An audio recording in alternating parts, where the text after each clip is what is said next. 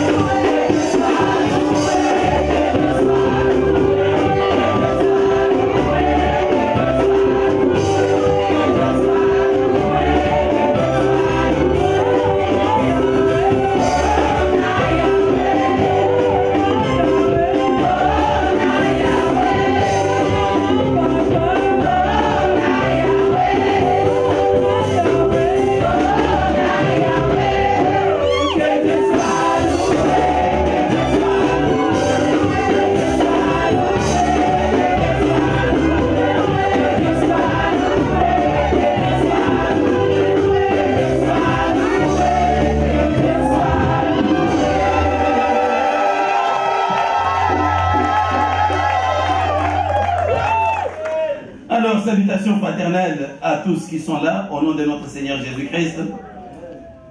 Et bonne fête de mère à toutes les dames de l'Arche de Dieu. Bonne fête de mère aux dames qui sont déjà mères et à celles qui vont le devenir demain. Parce que toutes ont la vocation de devenir mères. Est-ce que nous pouvons donner une bonne d'acclamation pour leur souhaiter encore ce merveilleux moment? Je suis très heureux de vous avoir comme mes sœurs dans le Seigneur. Et j'ai été très béni par les mots combien profonds de nos enfants qui ont souligné votre importance, qui ont souligné le rôle que vous avez dans nos maisons. Et j'ai encore aimé les mots combien profonds de la diaconesse Marianne Lucin, qui a souligné en détail tout ce que vous faites chaque jour pour nos enfants, pour les maris, pour la communauté. Et que Dieu, qui connaît cela, vous comble. qu'il vous comble richement et qu'il vous rende heureuse à tout point de vue. Et à l'occasion de cette fête de mère, Dieu m'a mis à cœur de vous parler d'une femme de valeur, d'une femme de foi, d'une femme d'une forte personnalité, d'une femme de bon sens, d'une femme courageuse et stratège, d'une femme visionnaire, d'une femme qui n'a pas hésité d'exposer sa vie pour sauver celle de sa maison, celle de son mari. Le nom de cette femme, c'est Abigail. Et son histoire nous est racontée au 25e chapitre du premier livre de Samuel. Et ma prière à Dieu est que cette femme vous serve de modèle. Qu'elle vous serve de modèle de bon sens. Qu'elle vous serve de modèle de vision. Car aujourd'hui, et c'est la vérité, la beauté seule ne suffit pas. Les hommes n'ont pas besoin de femmes boudeuses. Les hommes n'ont pas besoin de femmes querelleuses. Les hommes ont plutôt besoin de femmes sages, de femmes de bon sens, de femmes qui craignent l'Éternel, de femmes d'impact. Les hommes ont besoin de femmes de foi sur qui ils peuvent compter. Les hommes ont besoin de femmes d'une forte personnalité. Et une femme qui a une personnalité, c'est une femme qui ne peut pas se laisser influencer par n'importe qui. Et nous n'avons pas besoin de femmes qui subissent l'influence du monde, mais nous avons besoin plutôt de femmes qui influencent le monde.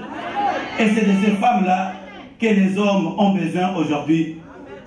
Nous avons besoin de femmes visionnaires qui sont capables de voir les choses à distance et capables de poser des actions stratégiques.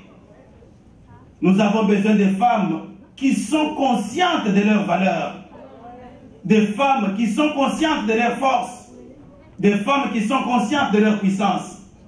Vous êtes puissantes, mes sœurs, mais peut-être que certaines ne le savent pas. Vous êtes fortes. Il y a quelque chose que les prédicateurs ne peuvent pas expliquer, parce que la Bible garde aussi silence sur ce chapitre. C'est ce que Dieu a dit à la femme pendant que l'homme dormait. La Bible dit qu'il a tiré la côte de l'homme et il a façonné la femme. Et lorsqu'il a présenté la femme à l'homme, la femme était déjà toute faite, la femme parlait. Mais entre les deux, qu'est-ce que Dieu et la femme ont échangé? Nous ne savons pas et la Bible ne le dit pas. Mais lorsqu'on regarde minutieusement comment le monde fonctionne, derrière la faiblesse des femmes se cache une force formidable. Merci. Merci, merci, merci mes sœurs. Que le ciel vous bénisse richement. Et le message de ce matin a pour titre « Une femme de valeur est une femme de bon sens ». Une femme de valeur est une femme de bon sens. Dans le livre de Samuel, je ne vais pas le lire, dans le premier livre de Samuel, le chapitre 25, la Bible nous parle d'Abigail. Abigail. Le nom Abigail signifie « mon père est joie ». Et je traduirais même bien en disant « mon père est dans la joie ». Ce qui nous laisse comprendre que le jour où cette fille Abigail a été née, elle a fait la joie de son père. Et le jour où elle a grandi pour devenir une femme, elle a été une femme qui répandait autour d'elle une joie contagieuse. Ma prière à Dieu pour vous, j'aurai beaucoup de prières pour vous aujourd'hui. Ma prière à Dieu pour vous est que vous soyez cette femme qui répand autour de vous une joie contagieuse. C'est-à-dire quand vous passez, même celui qui est triste, juste en vous voyant, il commence à sourire. C'est que là, vous avez fait quelque chose. Lorsque la Bible nous parle de Sarah, elle nous dit qu'elle était une femme belle de figure. Lorsque la Bible nous parle de Rebecca, elle dit la même chose. Rebecca était une femme belle de figure. Lorsque la Bible nous parle de Rachel, elle dit la même chose. Elle était belle de figure. Lorsqu'elle nous parle de Bathsheba, elle dit la même chose. Elle était belle de figure. Lorsqu'elle nous parle d'Esther, elle dit qu'elle était belle de figure. Mais quand la Bible nous parle d'Abigaïl, elle met en exergue deux choses. Elle dit d'abord qu'elle était une femme de bon sens. Et elle dit ensuite qu'elle était une femme belle de figure. Le fait que la Bible cite le bon sens avant de faire allusion à la beauté nous laisse voir que ce qui a fait la valeur d'Abigaïl, ce n'était pas sa beauté, c'était plutôt son bon sens. Je vais vous dire quelque chose ce matin, ma soeur. Vous êtes une belle femme. Dieu merci, je dois l'avoir souligné dimanche passé ou dimanche avant, que toutes les femmes sont belles. Ça dépend de la façon dont vous façonnez la vôtre. Toutes vous êtes belles. Mais ce qui fait votre valeur, ce qui fait de vous une femme de valeur, ce n'est pas la beauté. Parce que la beauté est commune à toutes les femmes. Ce qui fait de vous une femme de valeur, ce n'est pas le maquillage. Parce qu'avant d'aller au lit, curieusement, on va enlever le maquillage. Et je me demande, le maquillage, finalement, c'est fait pour moi ou c'est fait pour le voisin? Parce que quand on fait le maquillage, c'est dans ce moment qu'on sort. Et c'est pour que le voisin puisse voir. Mais quand on vient se coucher, c'est dans ce moment-là qu'on enlève le maquillage. Mais écoutez, est-ce que moi je n'ai pas besoin de maquillage?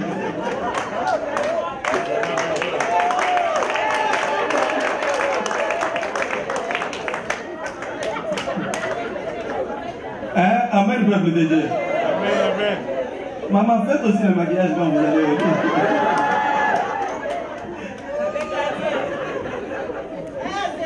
Est-ce qu'on peut lui donner une bonne d'acclamation? C'est un jour de joie. Nous devons être dans la joie. Eh bien, je disais que la beauté est commune à toutes les femmes. Mais ce qui fait la valeur de la femme, ce n'est même pas la quantité de photos qu'on met sur Facebook. Parfois aujourd'hui, il y a certaines sœurs, même des frères aussi, qui se vendent sur les médias sociaux, même des choses qu'on ne peut pas mettre. Non, ce n'est pas cela qui pourra relever votre valeur. Vous avez déjà de la valeur. Ça, ce sont des choses sur lesquelles il faut parfois fermer les yeux. Ce qui fait votre valeur, c'est votre bon sens. C'est-à-dire votre sagesse. Votre connexion avec Dieu. Parce que la Bible nous dit que la crainte et la sagesse, c'est bien la crainte de l'Éternel, c'est bien ça, le commencement. La Bible ne dit pas que la crainte de l'Éternel c'est la sagesse, mais c'est le commencement. C'est-à-dire quand vous commencez à craindre l'Éternel, c'est que vous mettez déjà le pied dans l'univers de la sagesse. Et c'est cette sagesse, le bon sens, qui relève votre valeur. La Bible nous dit qu'Abigaïl était mariée. Il était marié à un homme du nom de Nabal. Cet homme était fort riche. Mais c'était un homme insensé. Un homme stupide. On pourrait même dire un homme imbécile. C'était aussi un homme dur. Un homme très méchant. Un terroriste. Tellement méchant que les gens avaient peur de s'approcher de lui pour lui parler. chien méchant. Donc quand il est assis, tout le monde fuit. Mais cet homme était aussi égoïste, incapable de donner quelque chose à quelqu'un. Et pourtant, il était très riche. J'ouvre une parenthèse pour vous dire, frère, si vous n'êtes pas capable de donner quelque chose à quelqu'un, quand vous avez peu,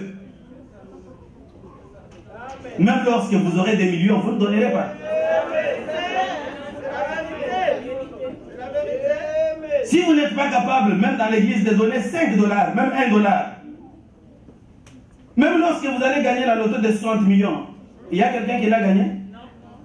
Oui. Même si vous gagnez 60 millions, vous ne donnerez rien.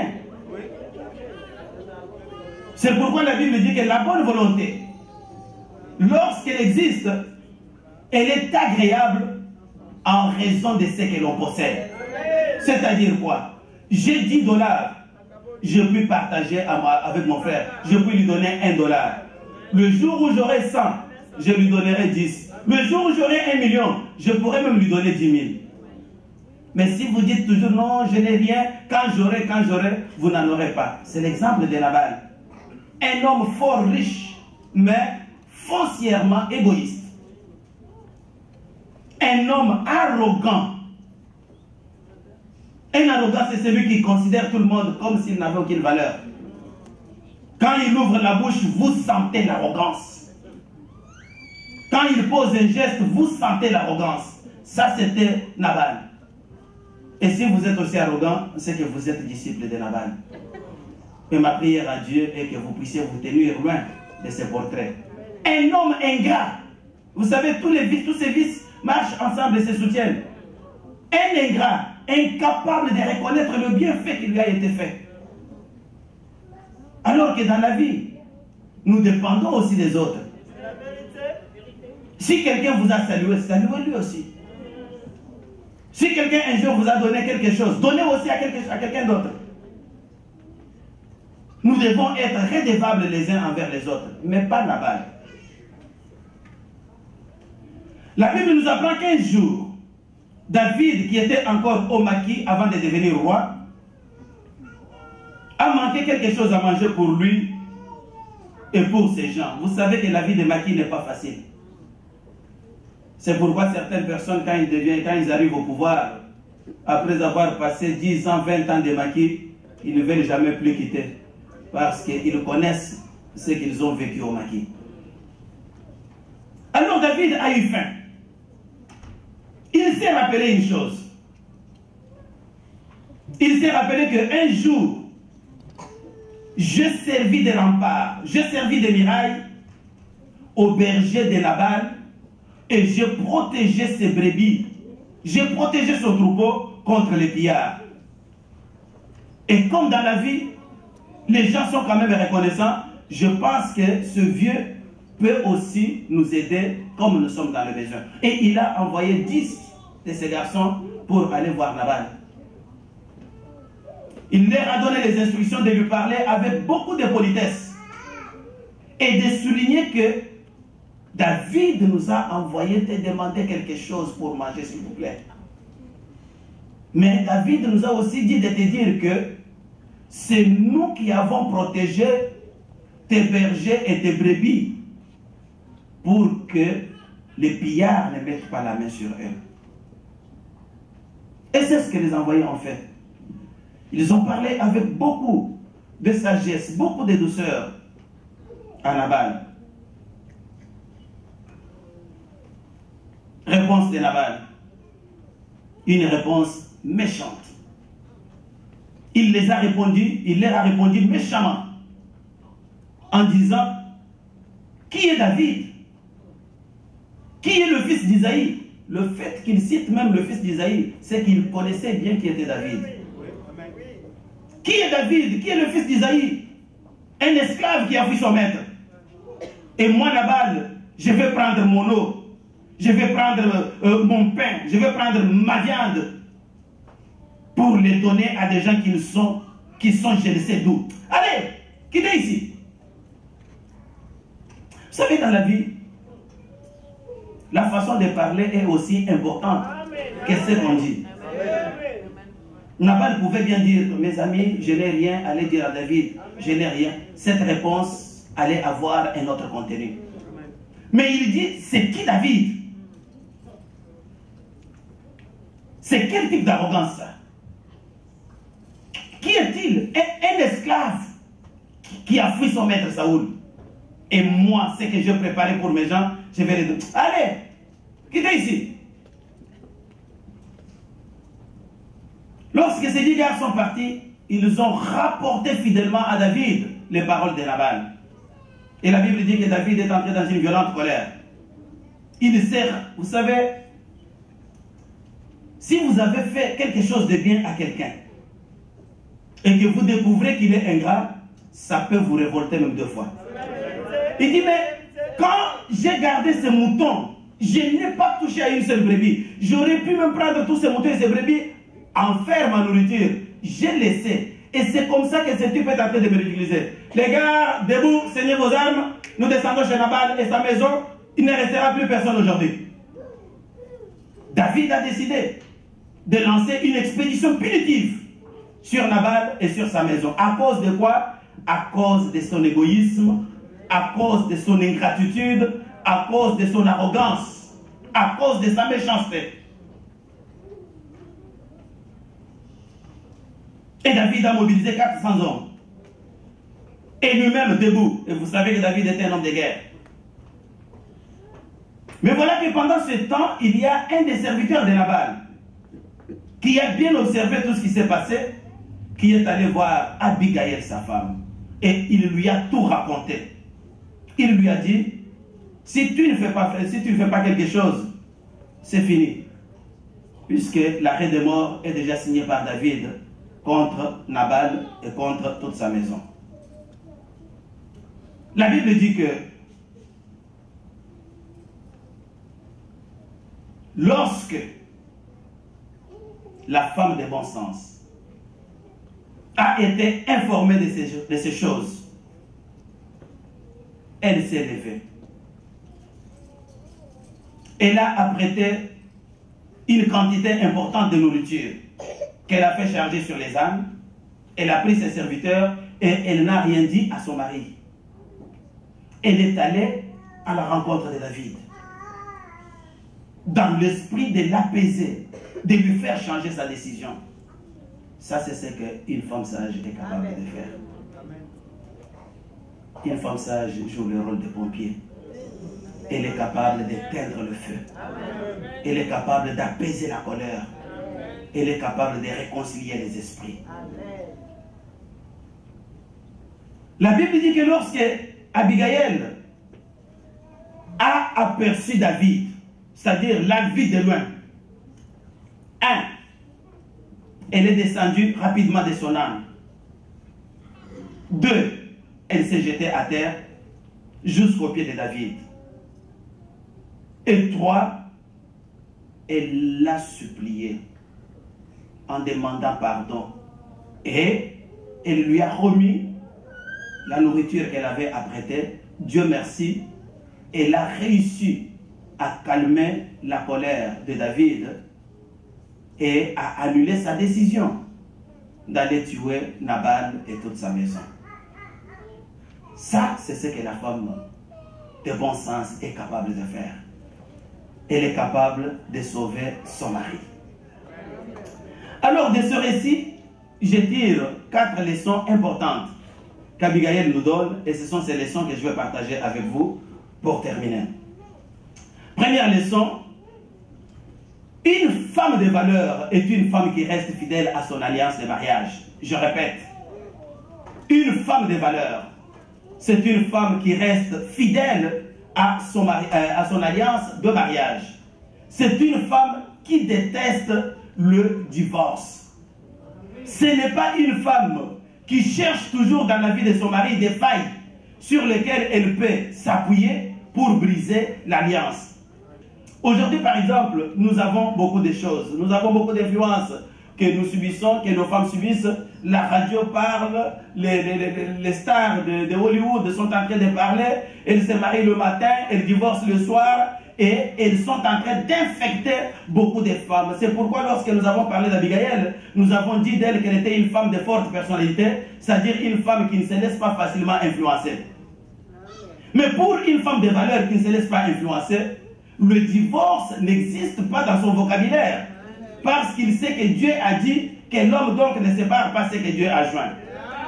Ce n'est pas une femme qui cherche des failles. Oh ben mon mari, le type là ne parle pas bien anglais, je vais quitter. Qu'est-ce que cela a à faire avec ça? C'est votre mari. Oh ben ce type là,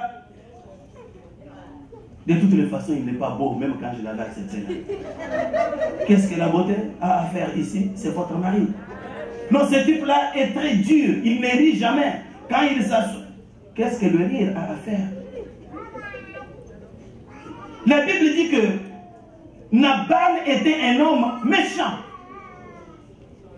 Nabal était un homme arrogant, un homme égoïste, un homme dur, un homme ingrat. Mais malgré cela, Abigail est restée attachée à elle. Malgré cela, Abigail est allée même la défendre. Abigail pouvait se dire que ce méchant homme, que David descende vite et qu'il lui coupe la tête, comme ça je serai libre. Non, c'est votre mari, frère. La Bible dit que contente-toi de ce que tu as. Dieu qui connaît toutes choses, il sait que c'est cet homme-là qui te convient. S'il n'est pas beau, il sait que c'est toi qui vas le rendre beau. S'il ne parle pas anglais, il sait que c'est toi qui vas lui apprendre à parler anglais. S'il est gourmand, il mange beaucoup, il sait que tu es capable de lui donner à manger. Mais la femme de valeur, et je parle ici à nos mamans, je parle à nos jeunes qui vont se marier, on se marie une seule fois pour toutes. Et lorsqu'on se marie, on a une alliance qu'on prononce jusqu'à ce que la mort nous sépare. Il n'existe pas d'homme parfait. Chaque homme a ses angles morts. Vous aussi, vous avez vos angles morts. Vous avez dans la vie des choses que vous ne pouvez pas voir, que quelqu'un d'autre peut voir. Mais Dieu n'ignore pas cela, il le sait. Lorsqu'il a accepté de te placer à côté de cet homme, il sait que c'est un voyou, mais c'est toi qui vas le rendre civilisé.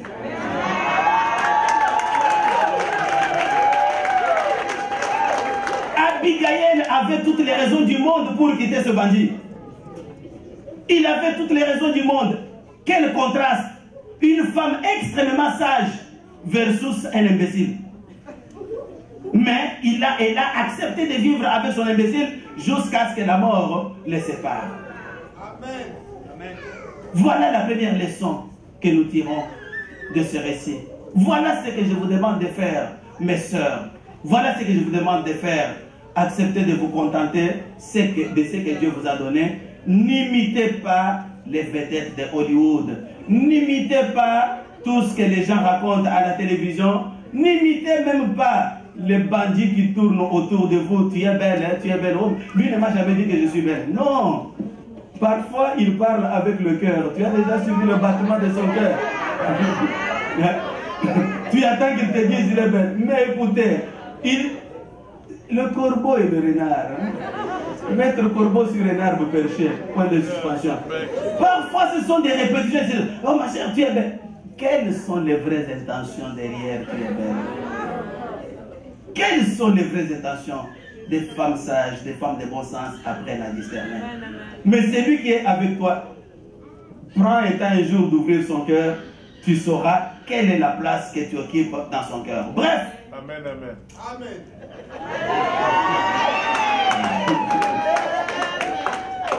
Gardons la volonté de sauver nos mariages.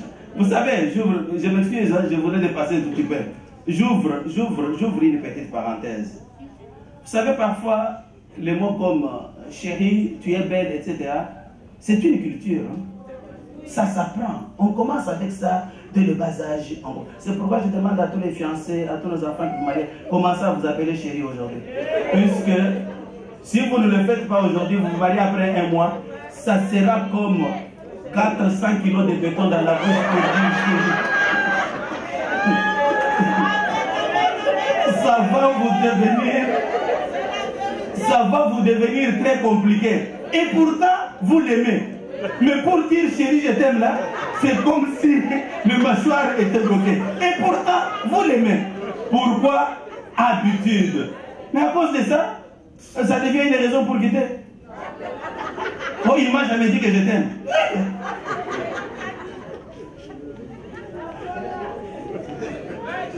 Est-ce qu'on peut donner une bonne main d'acclamation? Qu'est-ce que j'ai dit? Une femme de valeur, c'est-à-dire une femme sage, c'est une femme qui reste fidèle à son alliance.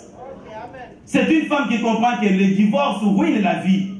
Ça ruine ma propre vie. Ça ruine la vie de mon mari. Ça ruine la vie de nos enfants. Combien d'enfants aujourd'hui sont retrouvés dans la drogue? Combien d'enfants sont retrouvés sur la rue juste parce qu'ils ont été blessés par la séparation de leurs parents? Préservons l'avenir de nos enfants. Préservons notre propre avenir. Dieu ne nous abandonnera pas. Deuxième leçon. Une femme de valeur est une femme qui sait écouter les conseils. Je répète, une femme de valeur est une femme qui sait écouter les conseils. Dans la vie, il y a toujours des bons et des mauvais conseils. Il y a toujours des bons et des mauvais conseillers. Il y a même deux types de conseils, les conseils des méchants et les conseils des sages. La Bible nous dit de Nabal que c'était un homme méchant, tellement méchant que personne ne pouvait s'approcher de lui pour lui parler.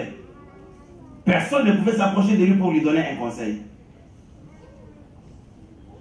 Mais Abigail, c'était une femme ouverte, une femme d'écoute, une femme flexible. C'est ce qui a poussé cet ouvrier qui a fui Nabal d'aller parler à Abigail. Et lorsqu'il a parlé à Abigail, Abigail a écouté. Et Abigail est passée à l'action. Bien-aimée, en tant que femme, en tant que mère, en tant que servante de Dieu, vous avez la responsabilité d'avoir une oreille attentive pour écouter les conseils que quelqu'un peut vous donner. La Bible dit dans Proverbe 12, verset 15, que celui qui écoute les conseils est sage. Celui qui écoute les conseils est sage. Je disais tout à l'heure que nous avons tous dans la vie nos angles morts, c'est-à-dire des endroits où vous ne pouvez pas voir. C'est quelqu'un d'autre qui va le voir pour vous dire. C'est parfois curieux d'entendre certaines dames ou certaines personnes dire que non, moi là quand j'ai déjà pris la décision, c'est fini. Je ne peux jamais changer, même si c'est mon père qui est mort, c'est revient à la vie pour me parler. Ma soeur, tu vas mourir. Tu vas mourir. Sois flexible, sois disposé à écouter les conseils. Toute sagesse n'est pas remplie dans une seule tête. Peut-être que ton voisin voit mieux ce que toi tu ne vois pas et il peut t'aider. Et les conseils, c'est à tous les niveaux. Ma soeur, oui, est-ce que tu peux porter aujourd'hui ta blouse blanche là? Non. Ce que j'ai porté là, ça me suffit. C'est un conseil tout simplement. Est-ce que tu peux, quand tu prépares le foufou là, c'est toujours très... Non. Aujourd'hui, moi, je vais donner seulement les maquins. Il y a des petites choses comme ça, on donne des conseils. On donne des petits conseils. Non, mais écoute, ce que ton mari a fait là, tu peux lui pardonner. Non, je ne peux pas. Non, sœur.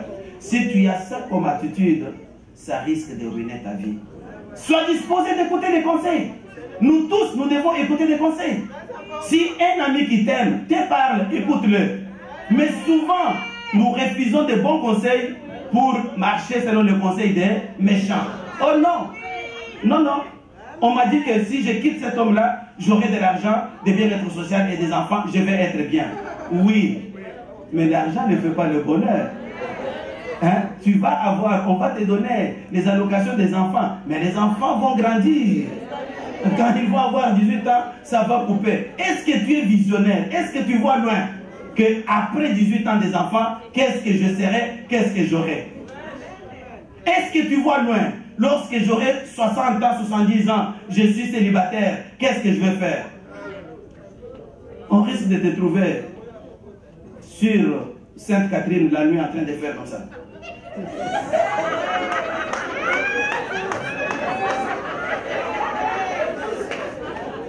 Contente-toi de ce que tu es. Est-ce qu'on peut donner une bonne déclaration à la grâce de notre Dieu?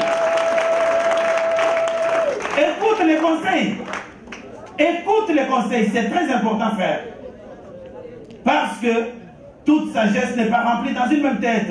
Dieu peut utiliser même la bouche d'un enfant pour te donner les conseils. Lorsque Abigail a suivi les conseils de cet ouvrier, il a sauvé la vie de toute sa famille. Lorsque Esther a suivi les conseils de Mardoché et de Hégé, elle est devenue reine. Si toi aussi tu suis les conseils, tu seras reine. Mais si tu refuses de suivre les conseils, ça peut être compliqué. Troisième leçon. Une femme de douanière est une femme stratège. Je vais vous dire une chose, que les femmes sont toutes stratèges. Mais le problème est que certaines utilisent négativement leur stratégie, alors que d'autres les utilisent positivement. Donc, une femme stratège, c'est une femme qui a compris que c'est elle qui a entre ses mains les clés de toutes les portes des solutions de sa maison. Et ça, je le dis à haute voix, je le confirme. Vous avez entre vos mains les clés de toutes les solutions à tous les problèmes de votre maison. Vous, entre les mains. Pour soutenir votre mariage, les clés finales là se trouvent entre vos propres mains. Si une femme décide qu'il n'y a pas de divorce, il n'y aura jamais de divorce. J'en connais qui ont dit, moi je n'accepte pas de divorce, le divorce n'a jamais eu lieu. Voici quelques stratégies que Abigail a utilisées pour sauver la vie de son mari. Et vous pouvez aussi utiliser ces stratégies ou puiser dans le patrimoine d'Abigail. La première stratégie qu'Abigail a utilisée, je l'appelle la stratégie des soins du ventre. Est-ce que vous pouvez dire à votre voisin, stratégie des soins du ventre? La Bible dit que dès qu'Abigail a été informée, première chose, elle a préparé une importante quantité de nourriture pour David.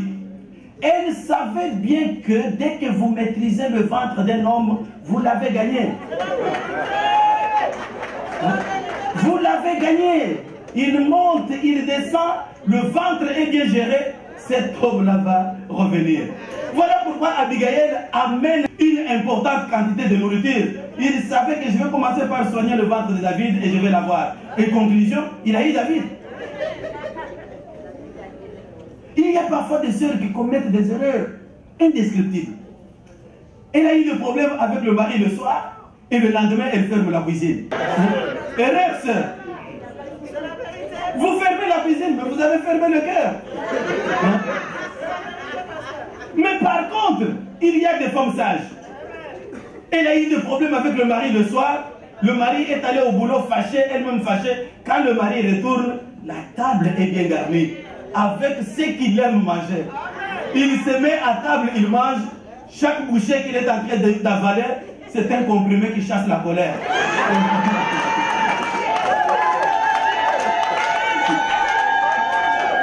Et quand il finit de manger, chérie, tu peux venir débarrasser la table. Mais non, le soir tu ne m'as pas appelé chérie. Mais comment est-ce que la question a été réglée? La question a été réglée par le soin du ventre. Souvenez-vous de Esther. Les amis, vous allez attendre longtemps. Lorsque Mardoché va voir Esther pour lui demander d'intervenir afin que les Iraniens, les Perses, ne puissent pas exécuter les Juifs. Lorsque Esther va se faire voir au roi et le roi l'accepte, le roi lui demande, qu'est-ce que tu veux que je fasse pour toi? Même la moitié de mon royaume, je vais te le donner. Qu'est-ce qu'Esther a dit? À la maison. Venez à la maison. Esther a dit, je vais commencer par le soin de ventre. Mais viens avec Haman. Quand ils arrivent, et il a bien garni la table. Le roi mange, il le répète encore. Mais Esther, qu'est-ce que tu veux que je te dise? Là, c'était quoi? Le soin de ventre qui parlait. Il dit, revenez encore demain. Ils partent et demain, ils sont revenus. Et quand il a posé le problème, solution sur place. Vous avez les clés de solution entre problèmes. Mais il faut utiliser de bonnes clés. Maman Agnès, c'est ça. Deuxième stratégie, c'est ce que j'ai appelé l'humilité stratégique. L'humilité stratégique.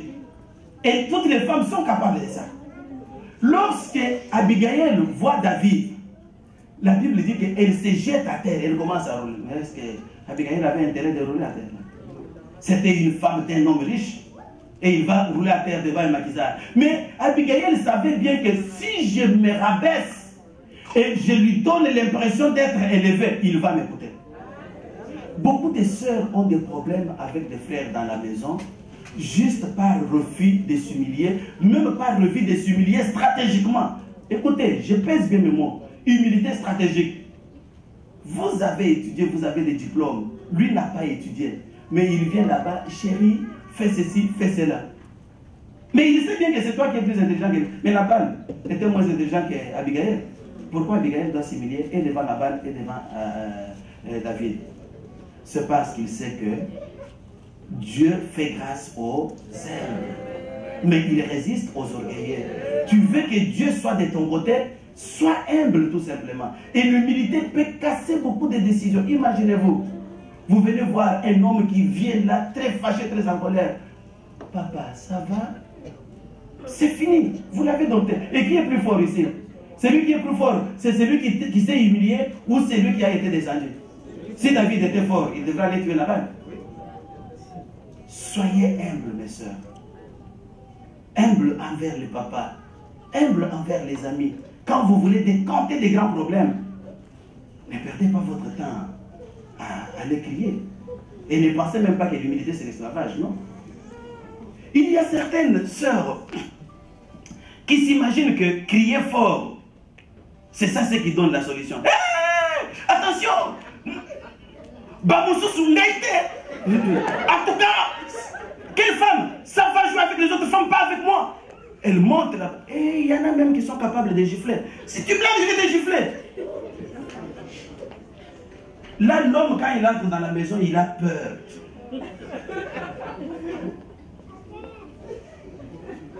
Et s'il trouve un trou pour se sauver, parfois il m'arrive de parler avec des hommes, ils disent non, non, non, pasteur, laisse, j'étais mort moi, j'étais mort, j'étais dans le feu. Vous ne la connaissez pas? Non. Écoutez, je suis en train de vous dire vrai, les amis. Je suis en train de vous dire vrai. Un peu d'humilité, nos maisons sont réglées. C'est tout, les problèmes sont réglés. Et Abigail nous le montre. Troisième élément de stratégie d'Abigail, c'est ce que j'ai appelé le pardon stratégique. Regardez lorsque Abigail arrive devant David. Premier mot, à moi la faute. Et au verset 28, à 2 reprises, elle demande pardon. Réfléchissons. Qu'est-ce qu'Abigail avait fait pour demander pardon? Rien. C'est l'imbécile qui a mal agi, ce n'était pas elle. Mais Abigail savait une chose, que le pardon apaise la tempête. Que si je commence par lui demander pardon, d'ailleurs le pardon est rattaché à l'humilité. Si je commence par lui demander pardon, je pense que j'aurais touché son cœur. Dis que pardonne-moi, c'est à moi la faute, je n'étais pas là quand tu as envoyé tes gens. Mais voilà, j'ai amené la nourriture. Savoir demander pardon. Savoir demander pardon, ça apaise toutes les tempêtes, mes frères, mes soeurs. Parfois, on entend certaines sœurs dire, qu'est-ce que moi lui demander pardon?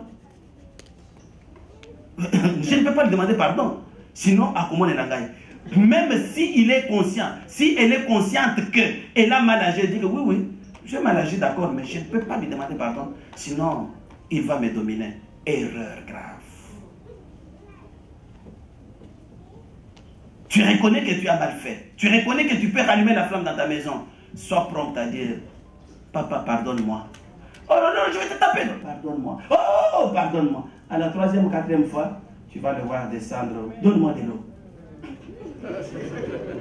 On lui donne de l'eau, il boit, il dit que prochainement. Quand il dit prochainement, c'est que pour l'instant, le dossier est terminé. Mais comment est-ce que le dossier est terminé pour l'instant? C'était pardon. Tu as demandé pardon, c'est très important. La dernière stratégie, je tends quand même vers la fin, je pense que dans 5 minutes j'aurai fini. La dernière stratégie, c'est ce que j'appelle la stratégie des 12 paroles. La femme là, de par sa création, elle a un cœur tendre. Elle a un cœur plus aimant et elle a des paroles de douceur. Il y a certaines femmes qui abandonnent leur nature pour aller emprunter la nature diabolique de dureté, donc de cœur de marbre. Quand moi je parle, je suis Margaret Thatcher. Non, tu n'es pas Margaret Thatcher. Toi, tu es Jeanne, tu es Janine, tu n'es pas Margaret Thatcher. Et tu es une fille de Dieu. Lorsque Abigail voit David, c'est avec des douces paroles qu'il a touché le cœur de David pour lui faire changer de décision. Pardonne-moi David, pardonne à ta servante. Si tu fais ça, tu risques de commettre un meurtre inutile. Quand tu seras roi, Dieu va se souvenir de toi. Elle a supplié, elle a multiplié de bonnes paroles. Et les bonnes paroles touchent toujours le cœur. La plus grande arme que Dieu a donnée à la femme, c'est d'abord sa bouche. C'est avec la bouche que le problème est complètement réglé. Je le disais tantôt là, qu'il y a parfois des femmes à la maison, dès qu'il y a un problème, première réaction, boudage. Vous vous êtes salué le matin, vous allez au travail, vous revenez le soir. Bonjour ma soeur. Tu n'as pas préparé. Tu as un problème. Et en faisant ça, la personne s'imagine que c'est une bonne approche pour résoudre le problème. Erreur. Il y en a d'autres qui s'imaginent qu'en faisant 9-1-1, j'ai réglé le problème. Non. Il y a la tempête, ouvrez la bouche. Papa, c'est quoi le problème? Est-ce que tu peux m'écouter? Hein? Je sais que Rosa Papa Banmanga. Moi, je ne connais rien parce que c'est maman Hélène qui sait. C'est maman Hélène qui sait. Et lorsque vous lui balancez de telles paroles, 3, 4, 5, 6, la personne est captivée et KO, c'est vrai. La personne est KO. Claude, tu me regardes, c'est vrai. Tu te retrouves. Non, ne te fâche pas, papa, ne te fâche pas. Tu risques de me tuer sur ta femme. C'est bon, papa, pardon, tu vas me tuer. Qui encore va te préparer du coup si tu me tues? Toi, le bras est en arrière et puis on remet la main dans la poche. J'insiste sur quoi? J'insiste sur les belles paroles. Les belles paroles capables de toucher le cœur et de désactiver la bombe qui a été dans le cœur. Je résume la quatrième. Une femme de valeur, c'est une femme qui sait quand il faut parler et quand il faut se taire. Je répète, elle sait quand est-ce qu'il faut parler et quand est-ce qu'il faut se taire. Lorsque Abigail va voir David, elle n'a rien dit à son mari. Pourquoi? Si elle ouvrait la bouche pour dire à Abigail, à Nabal, je vais aller voir David, peut-être que les polémiques allaient commencer. Et David allait intervenir. Et quand elle est revenue de chez David, elle a trouvé Nabal ivre. Elle ne lui a pas parlé. Elle s'est calmée, elle a dit, on va se parler le lendemain. Parfois, vous êtes pressé, que tout doit se régler maintenant. Lève-toi, l'ivresse doit partir, il faut que tu parles. Tu dois parler maintenant. Mais tu vas parler à un homme ivre qui ne comprend rien. Tout ce que tu dis, ça entre par ici. Pourquoi tu as répondu comme ça, David? Est-ce que c'est moi? Non. Une femme sage se calme. Tu vois que le mari est très monté, il est en colère. Il ne peut pas écouter. Finalement, mes chers frères et sœurs, on parle à quelqu'un pour être écouté. Mais quand tu parles à un fou, est-ce que tu es sûr qu'il t'écoute? Non. Prends ton temps. Et le lendemain, la Bible dit que Abigail a approché Nabal. Là, Nabal était dans son bon sens. Et elle lui a parlé. Elle lui a dit la vérité. Nabal a attrapé la crise cardiaque sur place. Le cœur a pété. Et 10 jours après, il est mort. C'est-à-dire qu'il n'a pas été capable de supporter. Peut-être que c'était un homme qui torturait sa femme. Et il a dit, mais cette femme aurait pu me laisser mourir. Elle est même allée me sauver la vie. Tellement qu'il ne pouvait pas supporter ça. Le cœur a pété. Et 10 jours après, il est mort. Même si l'homme est méchant, toi, prie pour lui. Dieu va le transformer comme il avait transformé le cœur d'Abraham dans l'affaire Agar Ishmaël. Mais si cet homme-là ne change pas, refuse d'écouter, Dieu peut précipiter sa mort. Comme il a précipité la... C'est vrai, je vous dis la vérité. Il peut précipiter la mort comme il a précipité la mort de Nabal pour te rendre libre et heureuse. Donc, soyons ça. Bref, je vais vous dire, mes sœurs, vous êtes des femmes de valeur. Et votre valeur réside dans votre bon sens. Grâce à vous, nous sommes capables de nous tenir debout. Grâce à vous, l'Église est capable d'avancer. Grâce à vous, nous pouvons échapper même à la mort certaine qui a été préparée contre nous. Gardez cette ligne, gardez ce pas, gardez la sagesse. Ne vous laissez pas influencer les autres. Et avec Dieu, nous ferons des exploits.